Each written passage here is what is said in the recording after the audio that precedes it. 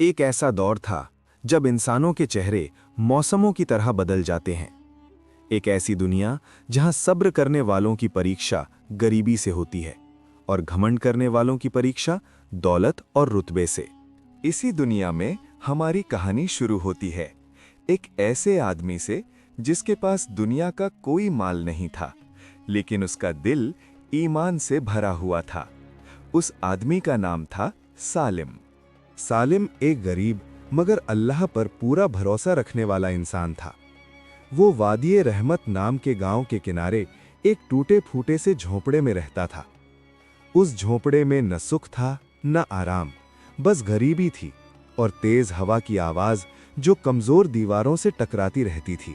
नमाज के बाद वो आसमान की तरफ हाथ उठाकर कहता, ऐ मेरे रब, मेरा रिज्क तेरे हाथ में है और मेरी उम्मीद तुझसे कभी हत नहीं होगी। सालिम की पत्नी का नाम था जमीला, लेकिन वो अपने नाम के बिल्कुल उलट थी। उसकी जुबान में मिठास नहीं थी, उसके दिल में सब्र नहीं था। वो गरीबी से नफरत करती थी, सादगी को बेइज्जती समझती थी और हर वक्त अपने शौहर को नीचा दिखाती रहती थी। जब भी सालिम थका हारा बाजार से मजदूरी करके लौटता, जमीला उसे ताने मारते हुए कहती, कब तक ऐसे ही जीते रहेंगे, कब तक इस गरीबी में।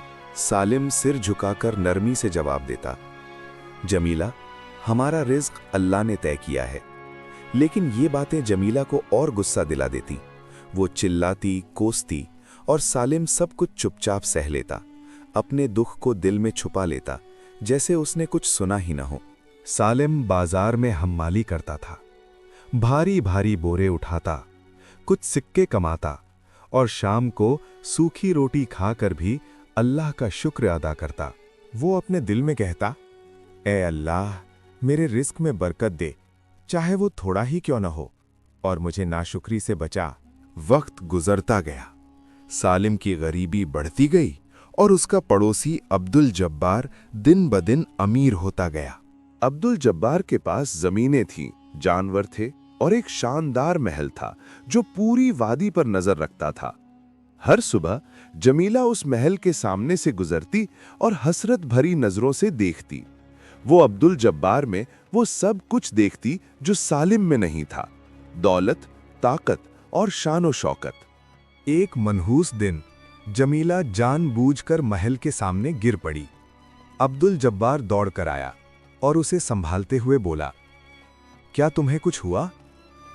जमीला ने नकली मासूमियत से कहा, मुझे वो किस्मत लगी है जिसने मेरे हिस्से में गरीबी लिख दी।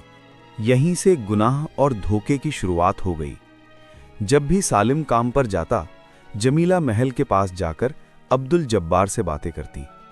उन बातों में लालच था, ख्वाहिश थी और दिल को जला देने वाली हवस थी।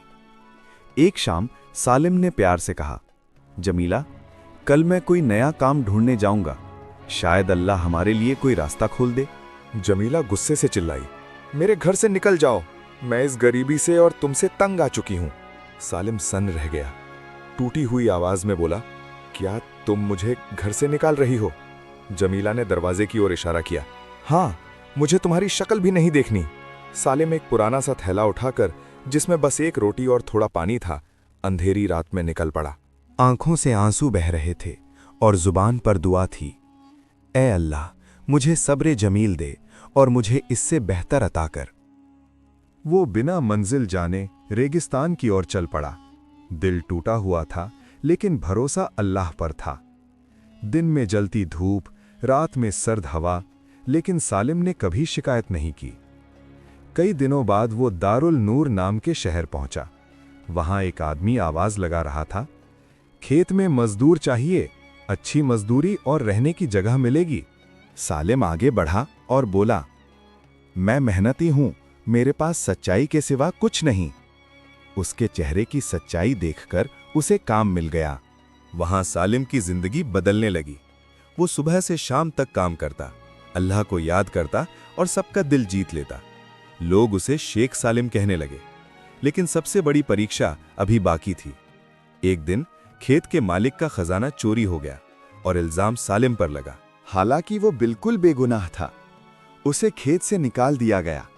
सालिम ने आसमान की ओर देखकर कहा, ए अल्लाह, तू जानता है मैं बेगुनाह हूं। अगर मैं मजलूम हूं तो मुझे अकेला मत छोड़ना। वो फिर से रेगिस्तान में निकल पड़ा। एक रात उसने एक कुएं में गिरी एक छोटी सी बिल्ली को बचाया, उस पर रहम किया, और वही रहम अल्लाह की रहमत बन गया। वो बिल्ली सालिम को एक गुफा तक ले गई, जहां अल्लाह ने उसके लिए एक बड़ा खजाना छुपा रखा था। सालिम अमीर हो गया, लेकिन घमंडी नहीं बना।